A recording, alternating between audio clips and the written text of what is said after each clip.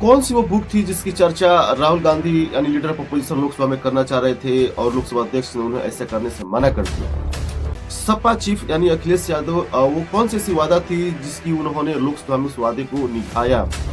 क्या सत्ता पक्ष यानी भारतीय जनता पार्टी एक सत्ता विहीन लोकतंत्र की सपना दिख रहा है। और दोस्तों, इंडिया यूएस ट्रेड डील में क्या भारत अपनी संप्रभुता अमेरिका के आगे गिरवी रख चुका है। दोस्तों, आइए इन्हीं मुद्दों पर बातचीत करते हैं। दोस्तों, मेरा नाम है चंदन कुमार।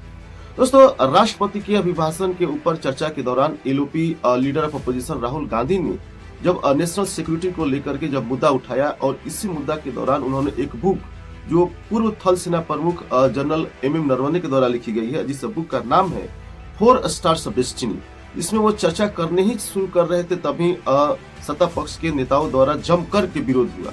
सत्ता पक्ष के नेताओं में defence minister Rajnath Singh, home minister Amit Shah, इन लोगों ने कड़ी आपत्ति जताई।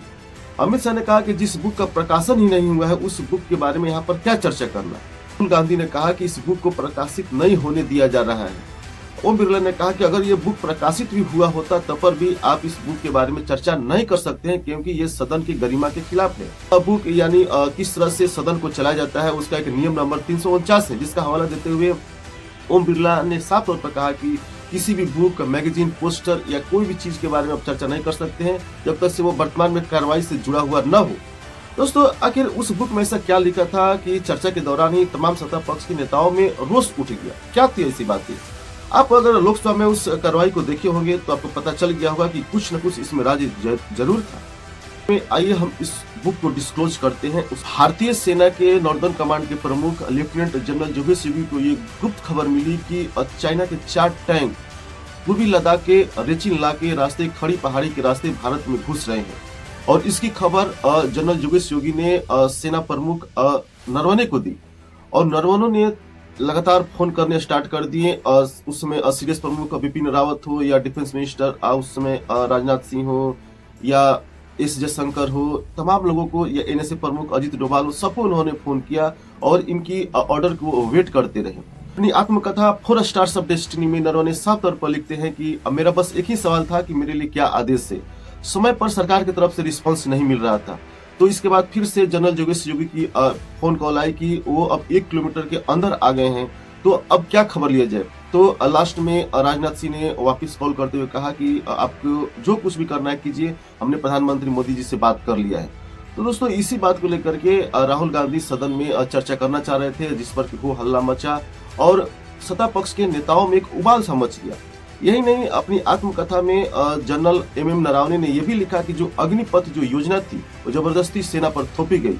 ये सरकार की तरफ से लिया गया डिसीजन था, न कि सेना की तरफ से। तो इन्हीं सब बातों को लेकर के राहुल गांधी सदन में चर्चा करना चाह रहे थे।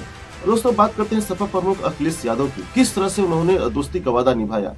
15 नवंबर 2025 का अखिलेश यादव के बयान, जिसमें उन्होंने कहा था कि जब भी हमारा साथी कमजोर होगा हम उसका साथ देंगे। तो जब राहुल गांधी को नहीं बोलने दिया जा रहा था तो अखिलेश यादव खड़े होकर के बोले कि हमारे नेताजी यानी कि माननीय मुलायम सिंह हमेशा सदन में कहा करते थे कि हमारे जो असली दुश्मन है वो पाकिस्तान से भी बढ़कर चाइना है, तो हमें ये कोशिश करना चाहिए कि किसी तरह चाइना को टैकल किया जाना चाहिए। तो ये बात अगर नेशनल सिक्योरिटी की है, नेशनल थ्रेट की है, और अगर leader of opposition Rahul Gandhi ऐसा कोई बात कहना चाह रहे हो तो उन्हें बात कहने देना चाहिए और मेरा भी समय उन्हें दे दिया जाए।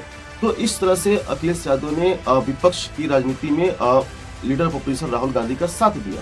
दोस्तों, सबसे बड़ी बात है कि जब भी राहुल गांधी कोई भी बात बोलते हैं पूरा सत्ता पक्ष उनके खिलाफ हो जाता है, उनको बोलने ही नहीं दिया जाता है। सबसे बड़ी बात ये है, राहुल गांधी को सत्ता पक्ष के चाहे छोटे से लेकर के बड़े स्तर के जितने भी नेता हो उनको पप्पू कह करके बुलाया जाता है।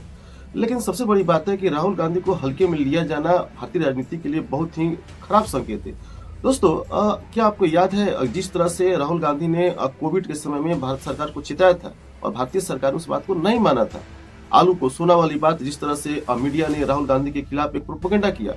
दोस्तों, मैं वर्तमान राजनीति के परिदृश्य की बात कर रहा हूँ। भारतीय राजनीति में राहुल गांधी ही एकमात्र ऐसे नेता हैं जिनके कल के बयान और आज के बयान में आपको बहुत कम अंतर देखने को मिलेंगे, और उनके अलावा तमाम बहुत सारे नेता हो जिनकी अगर आप लिस्ट निकालिएगा तो कल के बयान और आज के बयान में आपको बहुत सारे अंतर मिलेंगे। दोस्तों, अगर सत्ता पक्ष ये चाहता है कि अगर विपक्ष विहीन अगर लोकतंत्र बन जाए, विपक्ष विहीन लोकतंत्र का मतलब ये हुआ कि जो डेमोक्रेसी है वो ऑटोक्रेसी में बदल जाएगा।